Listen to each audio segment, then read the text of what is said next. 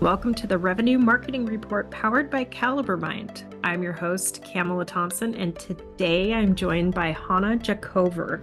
Hana, you've made it to day 3. I'm so excited. We're going to talk about finding power with your own, or by using your own voice. Please go into it.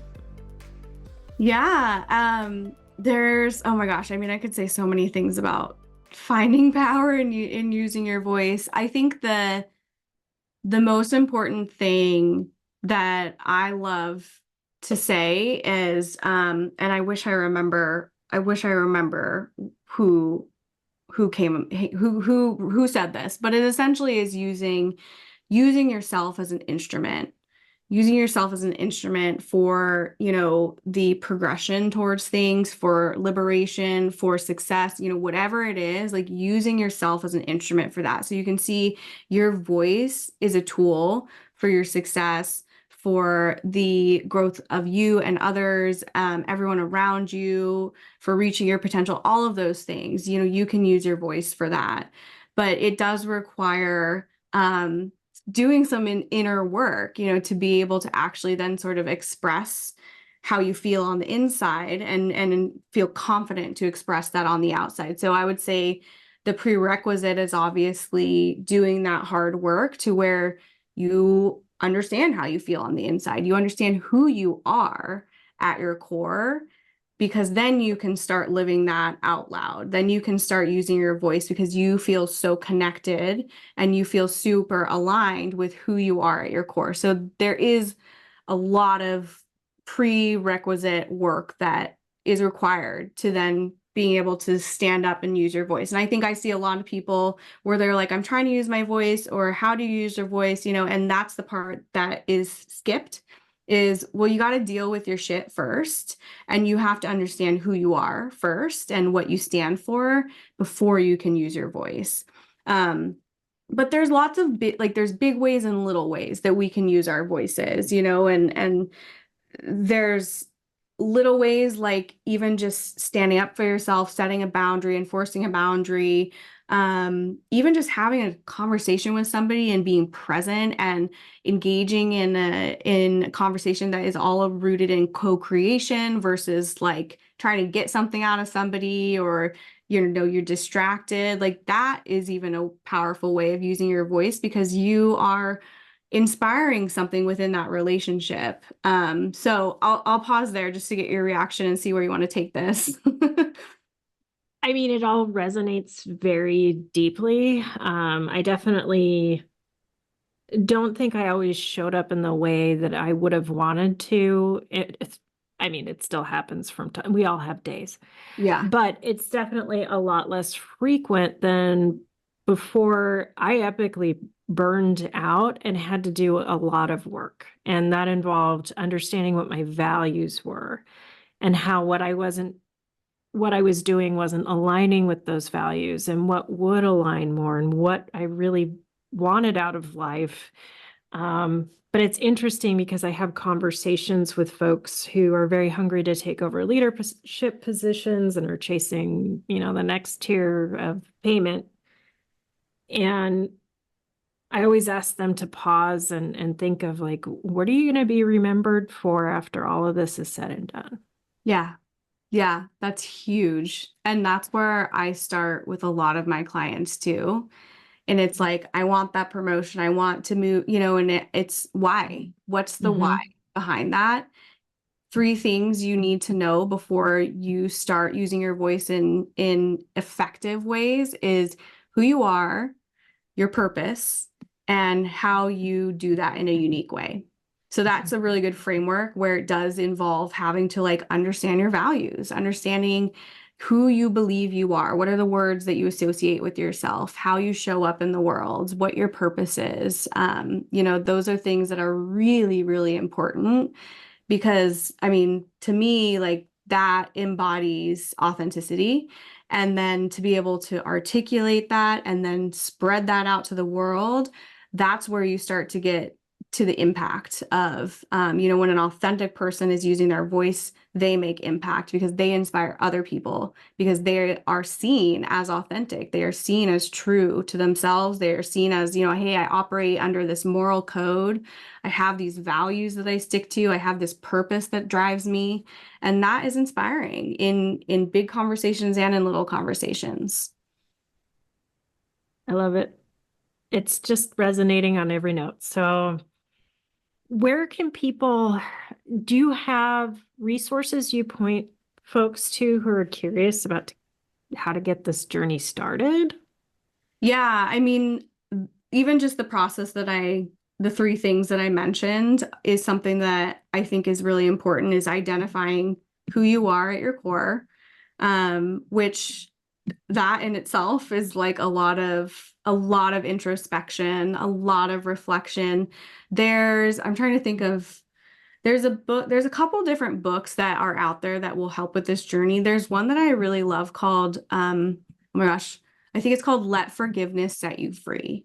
And that's a really, really good resource that honestly just opens the door to reflection and awareness around how things and experiences have impacted you and like what lives inside of you, and really kind of like pushing away the pieces, the trauma, the things that activate you, so you can get to the good parts. So you can get to the parts that like are remaining, that make you, that aren't altered, that aren't going to go away, that, didn't come from a traumatic experience. So I think that's really important. And then, yeah, understanding like what is your purpose in life and going through that process. I think another thing is I have a couple of like communication frameworks that when you do get to the point of, I want to use my voice, and like I've done all of that work, I know who I am, I know what my purpose is, I know the different ways that I can accomplish that. Because there's like thousands and thousands of books and exercises that you could go through.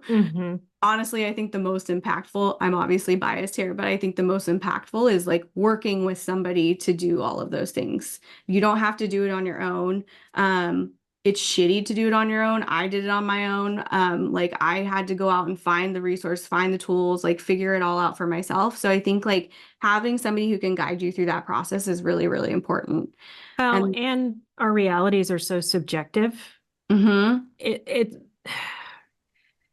So the piece you said about forgiveness, I think what a lot of people don't understand is a lot of that is about forgiving yourself and turning off this inner monologue that we've inherited from so many different directions. Because Exactly. a lot of times when I was working with direct reports, they would assume that somebody implied something about them in a meeting I was in where I was also paying attention. And I could tell it wasn't what they said so much as what they're saying about themselves. It's so important, and you can't always do it alone. So I really like your advice. I'm sorry I jumped in, but I was just so excited and had to just say yes. I love it. And that's like exactly the premise of the book, because you feel like, you either need an apology from somebody or you need to forgive somebody. But in reality, like if you actually do the work to consult with your true inner self, there's probably some forgiveness that you need to partake in there with yourself, and that's what's going to build that strong voice, that person, that highest self that you want sitting in the driver's seat. And to your point around like things being subjective, and especially within conflict, one of the communication models that I would love to share here that can be extremely helpful is called the communication wheel. And it's very similar to nonviolent communication, but essentially like once we can show up and use our voice without like projecting, without getting activated, like you still have to have a model for that, because you still have to practice how you do that, because you don't want to come in and make judgments. You don't want to come in and trauma dump. You don't want, there's so many ways that you see people sort of fall flat on the way that they communicate. And I think the first step, to your point, is really to see things objectively. Like, and you can do this with yourself, you can do this with others, but like if there's an issue, if there's something that you're wanting to dig into, wanting to like release some sort of communication around, the first thing you need to do is zoom out and look at the data. Just look at things extremely objectively. What happened without judgment? What happened to my knowledge? What are the facts about the situation?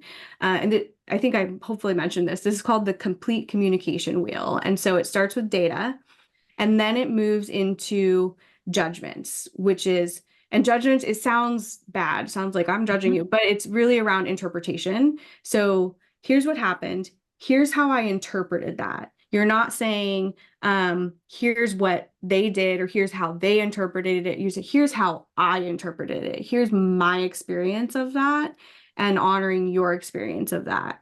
And then bringing in your emotions. Here's how I'm feeling about that. And trying to get like as close to those core emotions as you possibly can, which there's another great resource called I think it's just called the emotions wheel. And it's helpful in identifying our core emotions.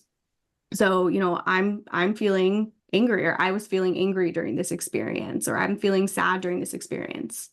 And then moving on to wants, which is really about what you want, what you want to move forward, what you want for yourself, what you want for the other person, what you want for the team, whatever the context is, like, what is it that you want? And this is another hard one, where people are like, how do I just ask for what I want? And if you go through this process, you will find that it is easier to just ask for what you want. And then the last part of that is wills, which is really all around taking action. And so this could be a request that you want to make. Here's what I want. I want us to collaborate in a way that is more effective in driving towards our goals, or whatever it is. In order for us to do that, I would like to request that we spend more time together talking about things on a weekly basis.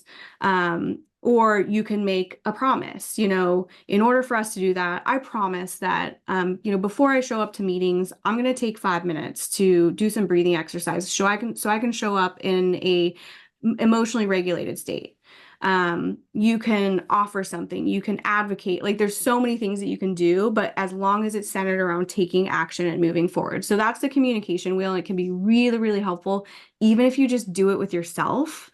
And going back to our earlier point, in like moving through some of your own issues, as well as moving through issues with other people and conflict with other people, misunderstandings, whatever it is, this wheel can be applied to a lot of different scenarios, which is why I love it. Oh my gosh. And I love it too. I'm not as familiar, or not familiar with the complete communication wheel, but I am familiar with nonviolent communication. And the ask is so important, because you're giving the person a way that works. You're not just coming to them with a problem. You're coming to them with, this, I think, would be a better situation. Here's why. And here's what I'm bringing to the table to make sure it happens this way. And if it doesn't work, we can try something else. But at least you have some kind of, this is the next thing we can try to see if it goes better. Yeah, yeah. And what I love too about this model is that you are sharing your perspective and your experience, where sometimes we get into these back and forths where we don't even know what the other person experienced. And we don't even know, why are they acting like this? Like, why are they being such an asshole? Well, maybe if we knew how they perceived and how they interpreted that situation, whether we felt that way or we interpreted it that way or not, it's not really up to us. It's their experience. But if we knew their experience, we might have more understanding around how to move forward, how to have more grace, how to have more empathy, towards that person or towards the situation.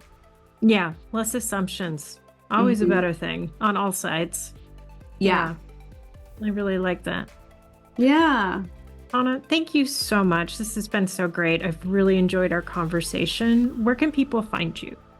Well, likewise, this has been fun talking about all my favorite things. And people can find me on LinkedIn, and that's usually where I'm at posting videos and tips and all that good stuff. I also have a podcast called The Hype Within, and it's all about journeys of authentic leadership. And I talk with lots of different tech leaders, and we talk a lot about these things, you know, these situations that they've been in, how they come out of it, how they grow from them, how they've gotten to be where they are, and still honor their authentic self. So that's another great resource where you can hear my voice.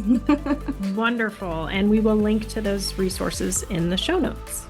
Listeners, thank you so much for tuning in to the Revenue Marketing Report. Please tell 2 friends, subscribe, download, whatever you can helps. And for those of you looking for more great content like this, check out calibermind.com.